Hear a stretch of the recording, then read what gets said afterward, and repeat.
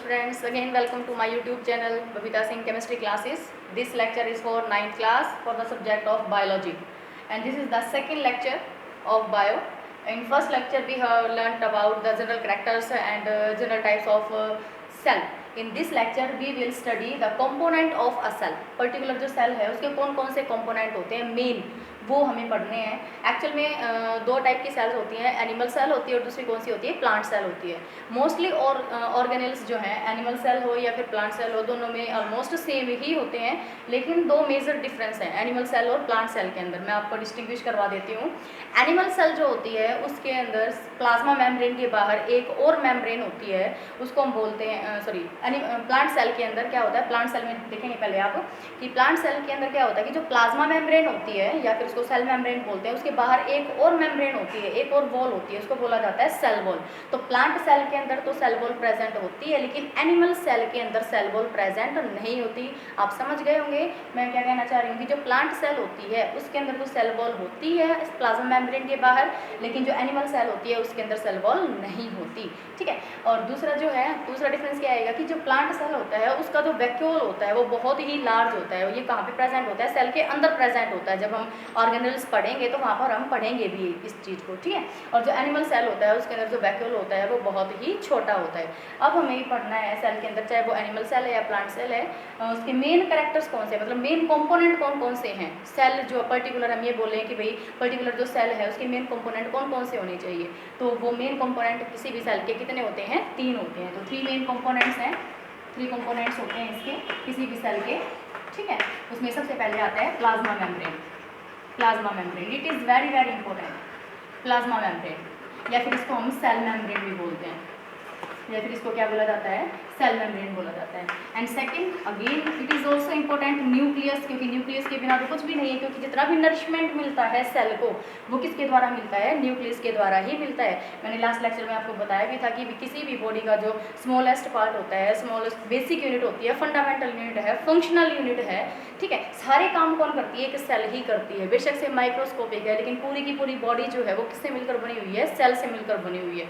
और सेल के अंदर भी बहुत सारी चीज़ें प्रेजेंट हैं. माइटोकॉन्ड्रिया है, राइबोसोम्स हैं, लाइसोसोम्स होते हैं, प्लाज्मा मेम्ब्रेन होती है, बहुत इंपॉर्टेंट रोल प्ले करती है. और इसमें से सबसे ज़्यादा इंपॉर्टेंट रोल किसका होता है, न्यूक्लियस का, क्योंकि ये पूरी की पूरी सेल को क्या करता है, नरिशमेंट प्रोवाइड करता है, न्यूट्रिएंट्स प्रोवाइड करता है. ठीक है. तो अगर ये नहीं होगा तो दिक्कत हो जाएगी फिर वहाँ पे. लेकिन कुछ सेल्स ऐसी होती हैं जिनके अंदर वेल डिफाइंड न्यूक्लियस नहीं होता, मतलब न्यूक्लियर मेम्ब्रेन नहीं होती उनकी. ठीक है. मैं एक और डिफरेंस करवा देती हूँ आपको, eukaryotic cells and prokaryotic cell. 2 type के और भी होते हैं, ये आप स्टडी करोगे.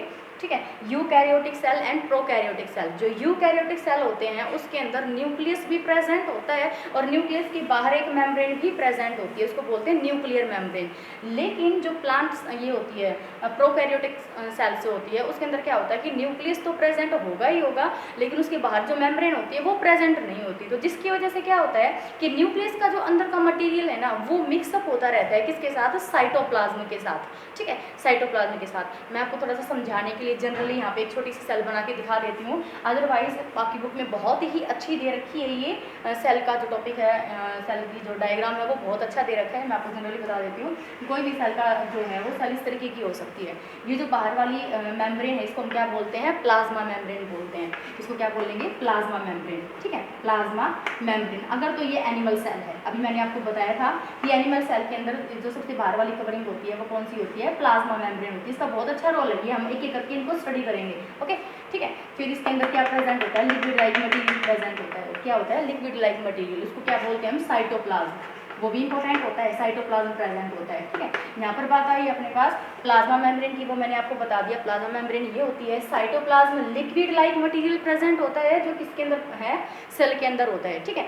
और सेल में ही कहीं ना कहीं पे क्या प्रेजेंट होता है, न्यूक्लियस प्रेजेंट होता है. ओके. न्यूक्लियस प्रेजेंट होता है, ये न्यूक्लियस प्रेजेंट है. न्यूक्लियस मैंने आपको बताया बहुत ज़्यादा इंपॉर्टेंट है, नरिशमेंट करता है पूरी पूरी सेल की. ठीक है. तो न्यूक्लियस है, जो न्यूक्लियस उसके बाहर क्या दे रखी है आपने, ये दिख रही है आपको, ये क्या प्रेजेंट है, न्यूक्लियर मेम्ब्रेन. इसको क्या बोलते हैं हम, न्यूक्लियर मेम्ब्रेन बोलते हैं. न्यूक्लियर मेम्ब्रेन बोली जाती है, ये न्यूक्लियर मेम्ब्रेन होती है. ठीक है. और इसके अंदर क्या प्रेजेंट है, न्यूक्लियोलस. न्यूक्लियोलस। ओके, ये पूरा का पूरा क्या है, न्यूक्लियस है। न्यूक्लियस के अंदर जितना भी मटेरियल होता है, ठीक है, हेरिडिटरी मटेरियल होता है, आपको ये पता भी होना चाहिए कि न्यूक्लियस के अंदर ही क्या प्रेजेंट होता है, हेरिडिटरी मटेरियल है। जैसे डीएनए है, क्रोमोसोम्स प्रेजेंट होते हैं, क्रोमोसोम्स होंगे। मैं डिटेल में ही चली जाती हूँ थोड़ा सा कि न्यूक्लियस है, न्यूक्लियस के बाहर क्या है तुम्हारे पास न्यूक्लियर मेम्ब्रेन होती है, और न्यूक्लियर मेम्ब्रेन के अंदर जो ये लिक्विड लाइक मटेरियल प्रेजेंट होता है उसको क्या बोलते हैं, न्यूक्लियोप्लाज्म बोलते हैं। और इसके अंदर जो छोटा सा बना हुआ उसको क्या बोला जाता है, न्यूक्लियोलस। और न्यूक्लियोलस के अंदर क्या प्रेजेंट होते हैं, thread like materials that are known as chromosomes. ठीक है, क्रोमोसोम्स 23 पेयर्स होते हैं, और क्रोमोसोम्स के ऊपर क्या प्रेजेंट होते हैं, जीन्स, जो हेरिडिटरी प्रोडक्ट होते हैं। ओके, जीन्स प्रेजेंट होते हैं, और जीन्स के अंदर क्या प्रेजेंट होती है, genetic information, that is DNA और आरएनए प्रेजेंट होते हैं। मुझे लगता है कि आपको समझ में आ गया होगा। ठीक है, बाकी डिटेल हम इसकी करेंगे जब हम न्यूक्लियस पढ़ेंगे ना डिटेल में, तब वहाँ भी मैं आपको बताऊंगी कि न्यूक्लियस के अंदर ये चीज़ें प्रेजेंट होती है। अभी मैं आपको डिफ्रेंशिएट करवा रही हूँ प्रोकैरियोटिक सेल और यूकैरियोटिक सेल के अंदर। ठीक है, तो जो ये जो सेल बनी है ना, वो कौन सी सेल है, eukaryotic cell, because you can see here there is a nuclear membrane around the nucleus. ठीक है, लेकिन अगर प्रोकैरियोटिक सेल का डायग्राम अगर बनेगा ना, तो प्रोकैरियोटिक सेल के अंदर क्या हो जाएगा, ये वाली मेम्ब्रेन नहीं होती है। ठीक है, ये वाली मेम्ब्रेन नहीं होगी। अगर ये वाली मेम्ब्रेन नहीं है तो ये अंदर का जो न्यूक्लियोप्लाज्म है it will mix with the cytoplasm. ठीक है, हम डिफरेंशिएट नहीं कर पाएंगे कि न्यूक्लियोप्लाज्म कहाँ और साइटोप्लाज्म कहाँ है। तो ये जो है मेजर डिफरेंस है किसके बीच में, eukaryotic cell and the prokaryotic cell. जो यूकैरियोटिक सेल होता है उसके अंदर न्यूक्लियर मेम्ब्रेन होती है, जिसकी वजह से न्यूक्लियस के अंदर का जो मटेरियल है वो मिक्स नहीं हो पाता किसके साथ, साइटोप्लाज्म के साथ। लेकिन जो प्रोकैरियोटिक सेल होती है उसके अंदर क्या होता है कि जो न्यूक्लियस है उसके चारों तरफ एनवेलप नहीं होता, मेम्ब्रेन नहीं होती, जिसकी वजह से न्यूक्लियोप्लाज्म जो होता है वो साइटोप्लाज्म के साथ क्या हो जाता है, मिक्सअप हो जाता है। ठीक है, तो मुझे लगता है कि आपको ये समझ आ गया होगा। उसके बाद हम चलते हैं, न्यूक्लियस हो गया। थर्ड वन जो इसका इंपॉर्टेंट पार्ट होता है दैट इज द साइटोप्लाज्म। ठीक है, अभी जो मैंने आपको यहाँ पे स्क्रीन पे दिखाया हुआ है, बोर्ड पे लिखा हुआ है साइटोप्लाज्म। ओके, ये साइटोप्लाज्म है, लिक्विड लाइक मटेरियल प्रेजेंट होना चाहिए सेल के अंदर, क्योंकि सारी जो ऑर्गेनेल्स है वो उसके अंदर क्या करती रहती है, फ्लोट करती रहती है। ठीक है, ऑर्गेनेल्स में क्या बता रही हूँ कि भाई सेल के अंदर क्या क्या चीज़ें जो प्रेजेंट है, तो न्यूक्लियस भी एक ऑर्गेनेल ही है। ठीक है, राइबोसोम्स है, माइटोकॉन्ड्रिया है, लाइसोसोम्स, वो जितनी भी चीज़ें हैं वो हम पढ़ेंगे one by one, don't worry.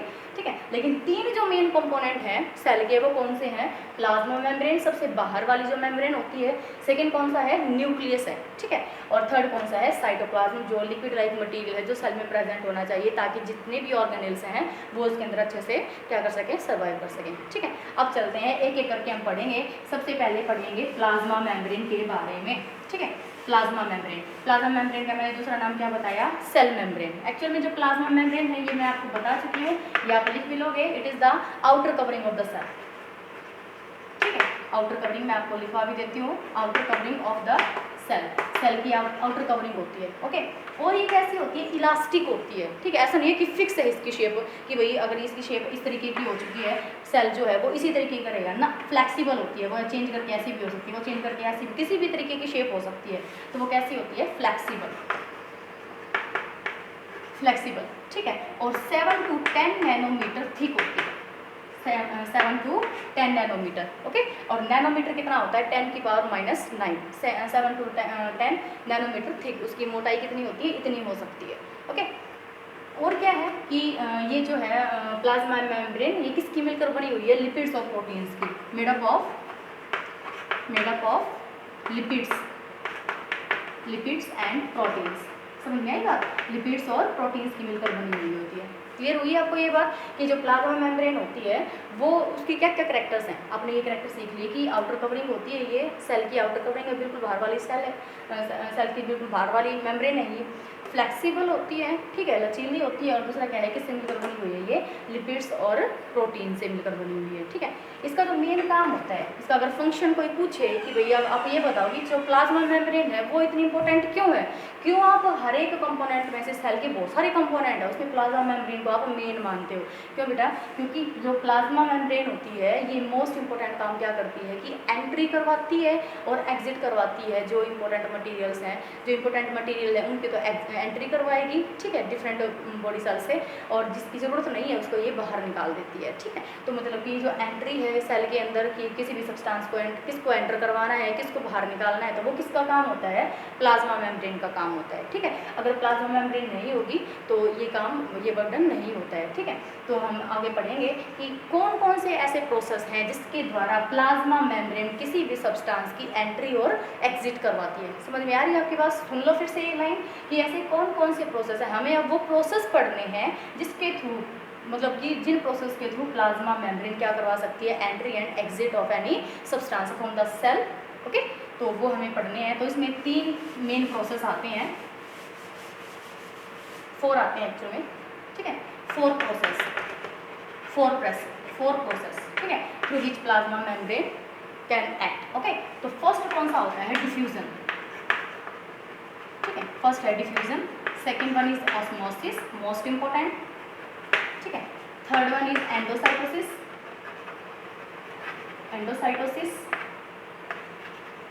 And fourth one is phagocytosis. हम इनको 1 बाय 1 पढ़ेंगे। ठीक है, मैं बिल्कुल ईजी लैंग्वेज यूज़ करूँगी ताकि आपको अच्छे से ये समझ में आ जाए। ठीक है, लेक्चर में चाहे टाइम कितना ही लग जाए लेकिन फिर भी आपको क्लियर होना जरूरी है, लेक्चर क्लियर होना जरूरी है। तो सबसे पहले हम पढ़ेंगे डिफ्यूज़न को।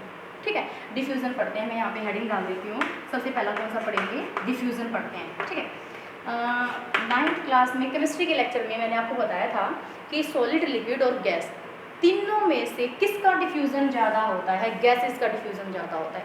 डिफ्यूज़न का मतलब क्या होता है, एक जगह से दूसरी जगह पर पार्टिकल्स का अच्छे से मूवमेंट हो जाना, मिक्सअप हो जाना। ठीक है, तो मतलब डिफ्यूज़न एक ऐसा प्रोसेस है जिसके अंदर वाटर मॉलिक्यूल या गैसेस मॉलिक्यूल्स हायर कंसनट्रेशन से लोअर कंसनट्रेशन की तरफ जो है वो चले जाते हैं। जहाँ पर हायर कंसनट्रेशन होती है ना वाटर की, वहाँ से किसके अंदर चले जाते हैं, वो लोअर कंसनट्रेशन की तरफ क्या हो जाते हैं, चले जाते हैं, जब तक कंप्लीटली मूवमेंट नहीं हो पाता। ठीक है, तो इसकी डेफिनेशन आपको लिखनी जरूरी है। तो डेफिनेशन क्या आ जाएगी, the movement of particles from higher concentration to lower concentration। ठीक है, जहाँ पर मात्रा ज़्यादा है वहाँ से किसकी तरफ जाने लग जाएंगे, वो जहाँ पर मात्रा कम है। कंसंट्रेशन को हिंदी में आप ऐसे मात्रा यूज़ कर सकते हो, बोल सकते हो। ठीक है, तो पार्टिकल्स की मूवमेंट जो है वो हायर कंसंट्रेशन से लोअर कंसंट्रेशन की तरफ जानी स्टार्ट हो जाती है, जब तक कि दोनों साइड का जो बैलेंस वो है वो बैलेंस ना हो जाए। ठीक है, मान लिया जाए कि कोई भी ऐसा सॉल्यूशन है, जैसे डिफ्यूज़न हम गैसेस का पढ़ते हैं, गैसेस का डिफ्यूज़न बहुत अच्छे से होता है। मैं आपको एग्जांपल बताती हूँ कि जो डिफ्यूज़न है वो कहाँ पर यूज़ किया जाता है, इंपॉर्टेंस ऑफ डिफ्यूज़न। ठीक है, इंपॉर्टेंस ऑफ डिफ्यूज़न, डिफ्यूज़न का क्या इंपॉर्टेंस है हमारे बॉडी सेल्स के अंदर, डिफ्यूज़न का इंपॉर्टेंट रोल है। ठीक है, कैसे डिफ्यूज़न हमारी सेल्स के अंदर कैसे काम करता है।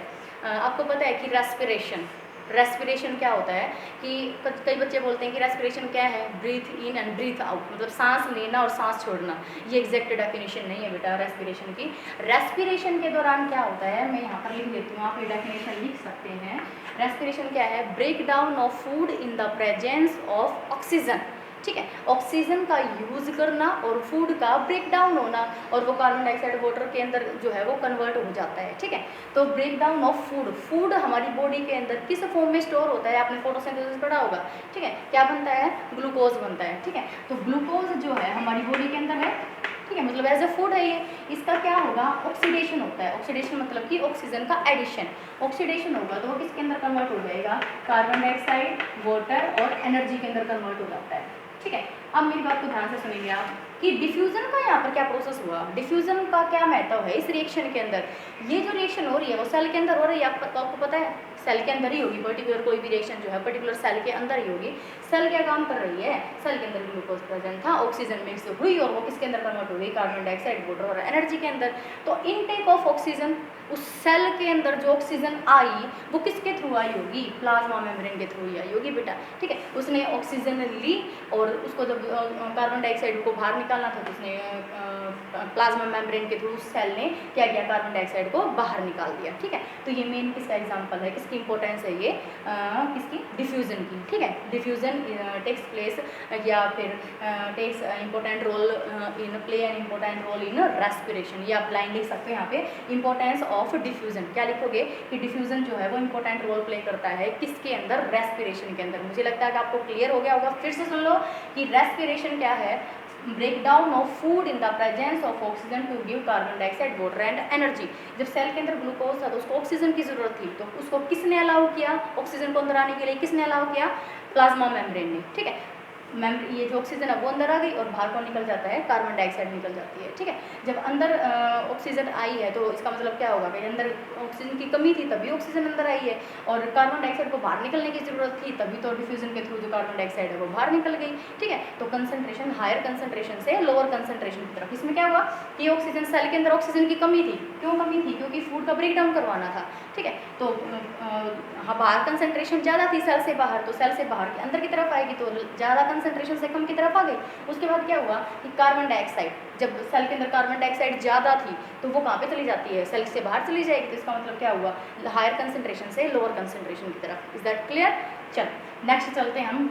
डिफ्यूजन के बाद नेक्स्ट प्रोसेस कौन सा है तुम्हारे पास, मैं इसको एक बार रन कर देती हूँ, एक एक करके हम इनको स्टडी करेंगे।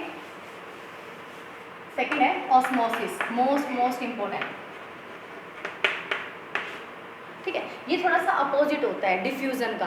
ठीक है, ऑस्मोसिस लिखेंगे the process in which the movement of particles from lower concentration to higher concentration, lower concentration to higher concentration through a semi-permeable membrane, through a semi, मैं एक लाइन लिख रही हूँ यहाँ पे, वर्ड लिख रही हूँ, semi-permeable membrane।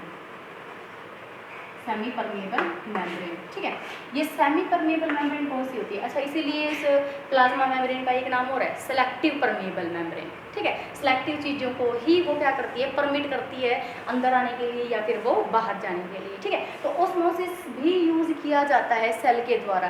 कैसे ऑस्मोसिस, मैंने आप डेफिनेशन क्या लिखवाई आपको, the process in which the movement of particles की movement from lower concentration to the higher concentration. Lower concentration जहाँ पर होगी ना वहाँ से किसकी तरफ चला जाएगा, वो हायर कंसंट्रेशन की तरफ चला जाएगा। कौन, वाटर मॉलिक्यूल। ठीक है, वाटर मॉलिक्यूल जो है, जो लिक्विड पार्टिकल्स होते हैं वो लोअर कंसंट्रेशन से हायर कंसंट्रेशन की तरफ चले जाते हैं, लेकिन किस मेम्ब्रेन के थ्रू, सेमी परमेबल मेम्ब्रेन के थ्रू। ठीक है, अब जैसे मैं आपको एग्जांपल देके बताती हूँ, ये मैंने एक बीकर लिया। ठीक है, इस बीकर में मैंने यहाँ पर क्या लगा दी, एक मेम्ब्रेन लगा दी, जिसका मैं यूज़ कर रही हूँ जिस वर्ड का, सेमी परमेबल मेम्ब्रेन।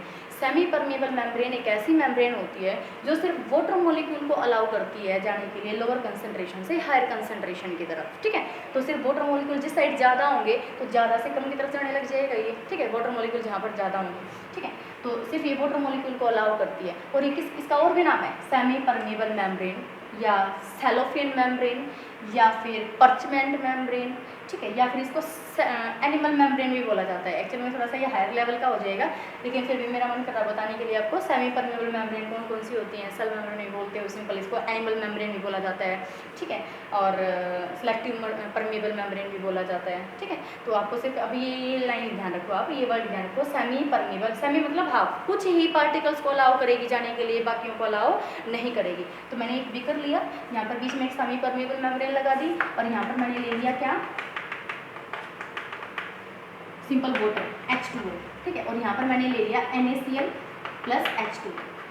ठीक है, समझ में आ गई बात। तो यहाँ पर इसकी कंसंट्रेशन ज़्यादा है ना, किसकी, सोडियम क्लोराइड की। आपको कंसंट्रेशन किसकी देखनी है, जो सोल्यूट आप ऐड करोगे ना उसकी कंसंट्रेशन देखनी है। ठीक है, तो यहाँ पर तो कंसंट्रेशन ज़्यादा है, यहाँ पर कंसंट्रेशन कैसी है, कंसंट्रेशन मोर, मैं लिख देती हूँ यहाँ पे इस साइड, और इस साइड कंसंट्रेशन कैसी है, कंसंट्रेशन कैसी है, लेस है कंसंट्रेशन। यहाँ पर तो मैंने NaCl को ऐड ही नहीं किया। ठीक है, तो यहाँ पर तो सोल्यूट की कंसंट्रेशन कैसी हो गई, कम हो गई, और यहाँ पर कैसी है, ज़्यादा है। तो क्या होगा, मूवमेंट कैसे होगी, पार्टिकल जरूर मूवमेंट करेगा, क्योंकि सेमी परमेबल मेम्ब्रेन का काम ही यही है। कैसे होगा, वाटर के मॉलिक्यूल्स जो है वो इधर जाना स्टार्ट हो जाएंगे। ठीक है, और ये तब तक जाएंगे जब तक NaCl जो है इसके अंदर, इस लेयर के अंदर, इस कंपार्टमेंट के अंदर ना के बराबर हो जाए। ठीक है, ना के बराबर ना हो जाए। ठीक है, तो NaCl जब तक बिल्कुल कम हो जाएगा, दोनों की कंसंट्रेशन ऑलमोस्ट सेम हो जाएगी, तब तक ये प्रोसेस क्या होता है, चलता रहता है। इसको हम क्या बोलते हैं, ऑस्मोसिस बोलते हैं। ठीक है, आपके सभी के घरों में RO है, RO। ठीक है, RO, ओके, RO ही बोलते होगे ना इसको। ये क्या है, रिवर्स ऑस्मोसिस। Okay, okay. इसकी फुल फॉर्म अगर पूछी जाए तो ये क्या है, रिवर्स ऑस्मोसिस है। ऑस्मोसिस प्रोसेस का रिवर्स, ओके। मैं बता देती हूँ, थोड़ा सा इंटरेस्टिंग है ये। रिवर्स ऑस्मोसिस, हमारे घरों में जो एक्वागार्ड होता है उसमें 2 कंपार्टमेंट होते हैं, ठीक है। एक साइड तो ऐसा कंपार्टमेंट होता है, ऐसा डिब्बा होता है जिसमें जो हमारा टैप वाटर है वो आता है, जिसमें सॉल्ट का अमाउंट ज़्यादा होता है, ठीक है। और एक साइड ऐसा होता है जिसमें कम वाटर होता है या फिर ना के बराबर वाटर होता है। तो यहाँ पर रिवर्स ऑस्मोसिस करना है। ऑस्मोसिस तो क्या कहता है कि जिस साइड पानी है ना उस साइड से उस साइड पानी की मूवमेंट हो जाएगी जिस साइड सॉल्ट ज़्यादा है, ठीक है। लेकिन हमें अपोजिट करना है, क्योंकि हमारे पास तो जो पानी आ रहा है वो कौन सा आ रहा है, टैप वाटर आ रहा है, उसके अंदर तो जो सोडियम क्लोराइड है या दूसरे सॉल्ट हैं वो ज़्यादा प्रेजेंट है। तो अब क्या होगा कि जिस साइड ज़्यादा है ना, देखो मैं बता ही देती हूँ आपको, यहाँ पे इस तरीके से होता है, ठीक है। इस साइड क्या है, NaCl है प्लस में वाटर है, इसमें और भी सॉल्ट हो सकते हैं, डिफरेंट सॉल्ट प्रेजेंट हो सकते हैं। मतलब ये मान लिया जाए कि कौन सा वाटर है, ये टैप वाटर है, ओके। और इधर क्या है, ये खाली कंपार्टमेंट पड़ा हुआ है। तो या फिर मान लो कि अगर यहाँ पे थोड़ा सा भी पानी होता तो सिंपल ऑस्मोसिस जो कहता है वो क्या कहता है कि पानी के मॉलिक्यूल जो है वो इधर जाना स्टार्ट हो जाएंगे, ठीक है। लेकिन यहाँ पर हमें ऑस्मोसिस नहीं करवाना है, यहाँ पर क्या करवाना है, reverse osmosis. Reverse osmosis, reverse osmosis का मतलब क्या है कि अब की बार इधर से वाटर के मॉलिक्यूल किधर आने चाहिए, इधर आने चाहिए, ठीक है।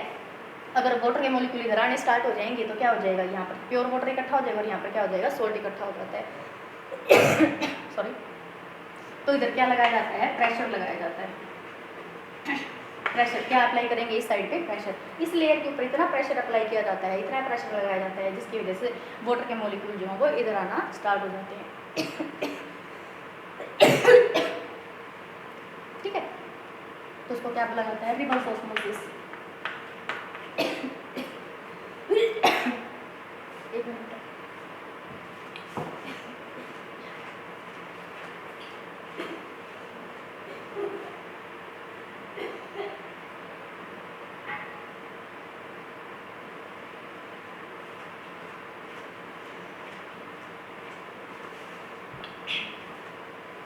Sorry for disturbance. तो इधर अगर हम प्रेशर अप्लाई करेंगे तो उससे क्या हो जाएगा कि वाटर के मॉलिक्यूल इधर आने स्टार्ट हो जाते हैं तो इसको क्या बोला जाता है, रिवर्स ऑस्मोसिस, ठीक है। ये आपका आएगा +2 क्लास के अंदर, वहाँ अच्छे से स्टडी करेंगे अभी क्या पढ़ना था हमें, सिर्फ ऑस्मोसिस, ठीक है। अब मैं आपको बता देती हूँ कि हमारी जो सेल होती है उसके अंदर जो कंटेंट होता है उसकी जो कंसनट्रेशन होती है वो होती है 0.9%। 0.9% सेंस ये सेल की कंसंट्रेशन है। सेल कंसंट्रेशन कितनी है, 0.9%। अगर सेल के अंदर पूरा का पूरा तो बेटा नेक्स्ट लेक्चर में कंटिन्यू करेंगे। Thank you.